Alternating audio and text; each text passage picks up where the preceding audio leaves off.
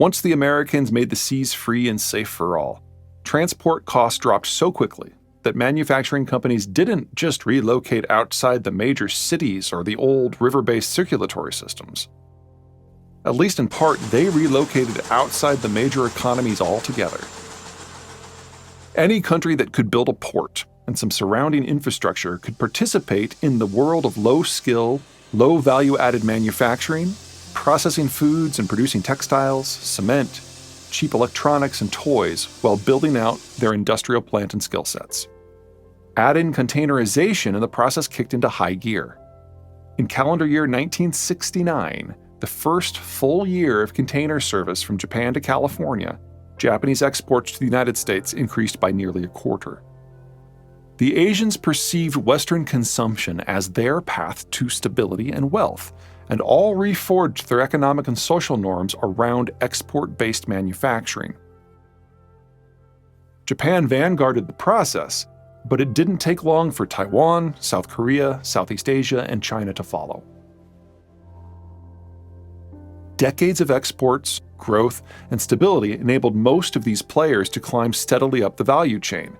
Japan, for example, went from producing cheap stereos to producing some of the most advanced industrial technology in the world. Taiwan was the original land of plastic toys, but now makes the world's most advanced computer chips. China only really entered this mix at the turn of the century, but wow, did it make a splash.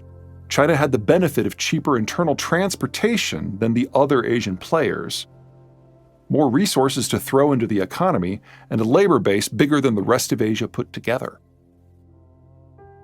Here's what the Asian manufacturing constellation looks like as of 2022. Japan, Korea, and Taiwan handle the high value add in pretty much all value-added manufactured products, everything from white goods to automotive to machinery. The trio truly excels at displays and semiconductors, most notably in the design and manufacture of high-capacity chips. The Koreans, in particular, are scary good at cellular telephony.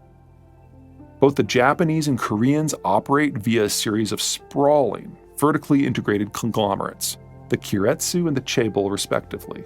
Think Toyota and Mitsubishi, Samsung and LG. These conglomerates do everything. Let's just pick one, Korea's SK. It's a major player in oil refining, petrochemicals, films, polyester, solar panels, LCD and LED lights, labels, battery components, DRAM and flash memory chips, and on the side, SK does a booming business in construction, civil engineering, and IT and mobile phone services, not to be confused with phone manufacture. Taiwan, in contrast, is a swarm of minnows. What few large firms the Taiwanese have fostered, such as semiconductor leader TSMC, are a step above world class, in part because they tap the skills of thousands of small firms that hyper-focus on one very specific piece of the broader semiconductor industry. In essence, foreign firms or larger Taiwanese firms such as MediaTek subcontract out thousands of micro-improvements to those small firms for each new chip design. And those minnowy piranhas busy themselves with making as solid advances as possible for one tiny bit of the overall process. The larger players then combine the best-in-class outcomes from the whole constellation of Taiwanese R&D to make their best-in-world chips. It does not get higher value added than that. At the bottom of the quality and value scale lies China, which despite years of effort and untold billions of dollars invested, has to this point not only proven unable to crack the high-end market, it cannot even build the machines that build most of the middle market stuff. While low-cost labor in China has enabled the Chinese to dominate product assembly, nearly all high-end components and a fair amount of middle-quality components are imported from elsewhere. The products China makes, as opposed to assembles, tend to be on the lower end. Steel and plastics and anything that can be die-cast or injection molded. By many measures, China is going backward. The country's manufacturing output as a percent of GDP has been falling since 2006. which, judging by corporate profitability figures, was probably China's peak year in terms of production efficiency. China should have become a non-competitive country in manufacturing in the late 2000s because it had exhausted its coastal labor pool. Instead, the coast imported at least 300 million, likely as many as 400 million workers from the interior. The reason for the squishy data is that most internal migration in China is strictly illegal, far more so than Central American migration to the United States. That bought the Chinese economy another 15 years, but at the cost of hardwiring, both within the coast and between the coast and the interior, massive inequality in income and levels of industrial development. It also makes the Chinese goal of a domestically oriented, consumption-driven, internationally insulated economy flatly impossible to reach. Little of the income from all those Chinese exports went to the workers, especially the workers from the interior, so little can be spent on consumption. China now has a rapidly aging coastal population that has limited consumption needs, and most importantly, hasn't repopulated. That coastal population is stacked against a seething migrant class from the interior that lives in semi-illegal circumstances in hyper-cramped, near slum-like conditions, working grueling hours, and that cannot repopulate. It is all located next to an emptied-out interior whose primary source of economic activity is state investments into an industrial plant that is of questionable economic usefulness, populated by a demographic that is too old to repopulate.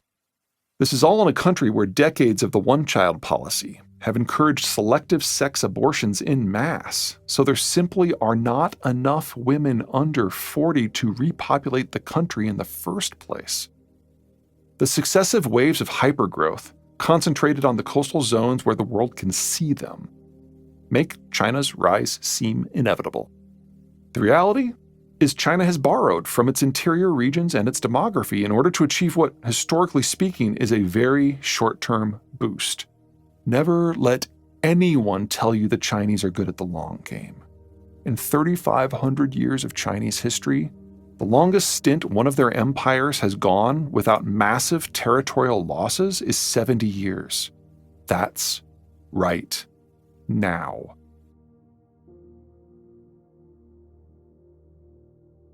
In a geopolitical era created by an outside force that the Chinese cannot shape.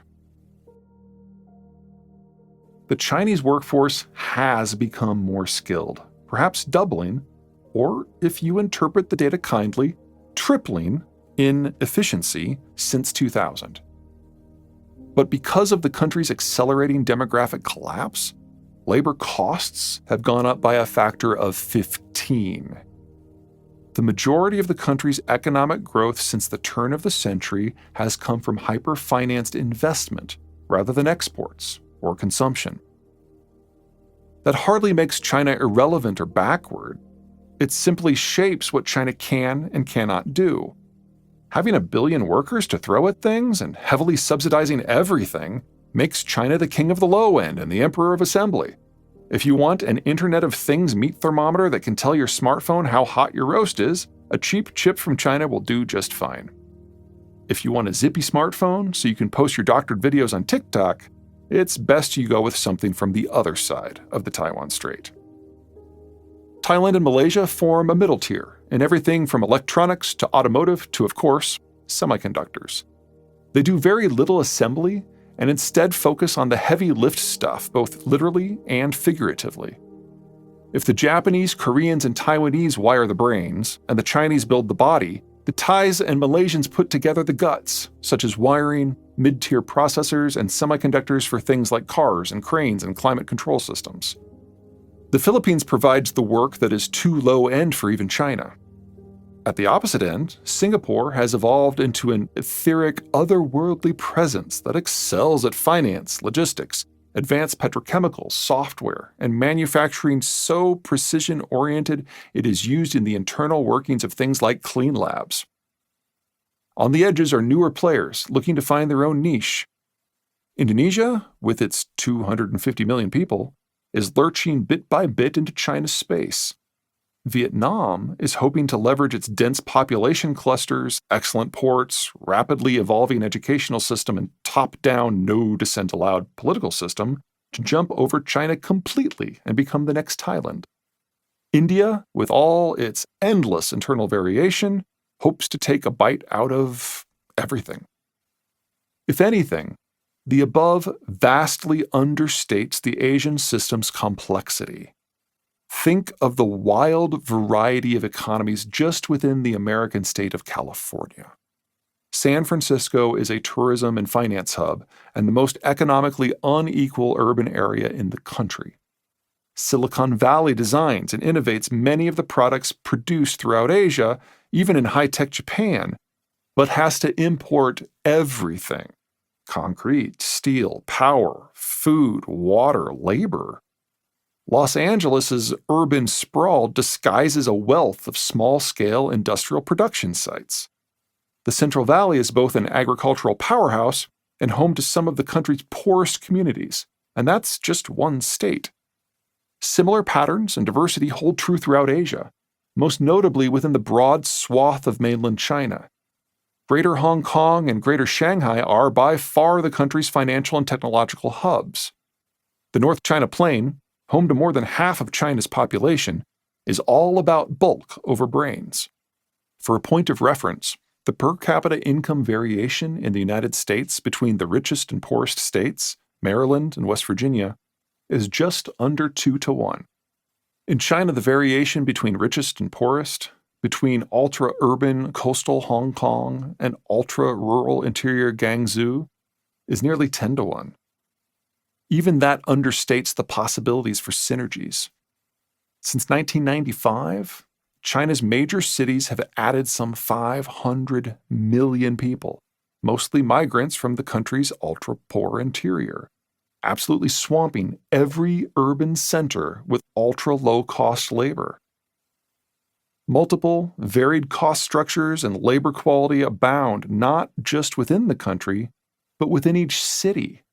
No wonder China has become the workshop of the world.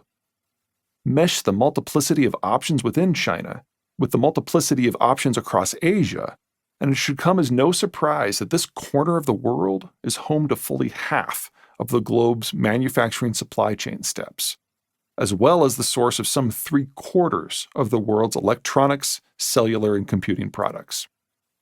All that's necessary to make it work is a strategic environment that enables ships to sail without risk, enabling the region's myriad labor cost structures to hum along, cranking out products in perfect synergy.